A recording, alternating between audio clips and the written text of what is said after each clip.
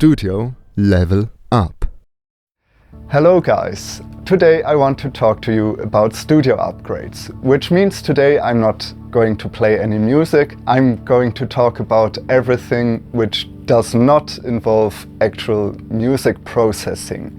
So we won't talk about synthesizers, guitars or pedals or whatever, any effects. We will talk about everything around that what your studio might also need. So while I didn't record that many videos in recent months, I still was thinking a lot about my studio. I still came here to make music, but I also was more focusing on things that might help me enable my musical qualities. And actually I got some great equipment which helps me utilize my gear. So let's have a look at what I got.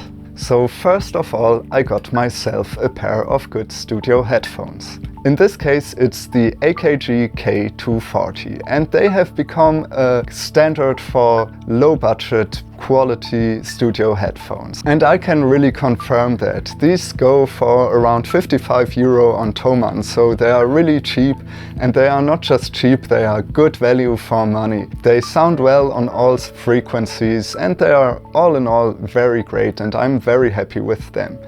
Next, I got the Harley Benton Power Plant ISO 2 Pro. Behind that name is just a power plant, so this powers all your pedals. And that's actually really helpful, because if you have a single power plug for all of your pedals, it's just becoming a huge mess. So here you will only once connected to your general power, and then you have 8 different outputs. 2 of them you can set to different voltages, and most of them are 9 volts. So all in all it has 200 milliamps, so that's quite a lot. So I can even attach my MicroKorg and a bunch of pedals to it, and I never run out of currency. Also, all the single outputs are isolated, which means you don't get any electrical interference behind them, and every pedal has its own power supply out of this one, which makes it really great. So this is pretty much the cheapest power plant you can get, and I paid €69 for it on Thomann. So that's a pretty fair price, and it's really a solid case. The only bad thing about it is that it still needs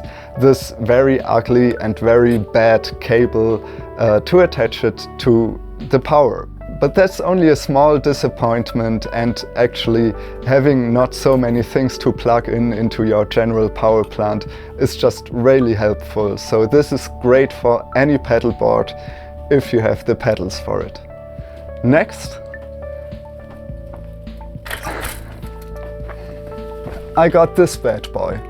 It's a 19-inch rack stand, and that's all what it is. But it's very helpful, since I have quite a lot of rack units. I have a compressor, a MIDI verb, and now also the Korg M3R, my newest synth, so I need some space to store all of them. And since they're all 19-inch rack, something like this is just very great. So I picked it up secondhand here in my city, and I paid just, I think, €13 or so for it. The bad thing is it came without screws, and since we are in Corona lockdown, there is no place to buy any new screws.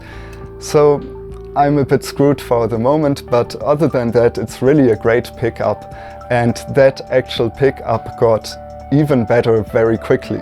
Because when I went to meet that guy who sold me this one, he actually came to me and said he had a whole bunch of things to get rid of. So I picked up this MIDI-USB Interface, which is a very helpful thing. It just has a lot of MIDI inputs and outputs, and if you want to use your DAW as a sequencer, having many MIDI outputs to attach it to your synthesizers is really helpful. And also he wanted to get rid of all his MIDI cables, so he sold me, I think it's 7 of them, for another €18, so that's not even €3 for one MIDI cable.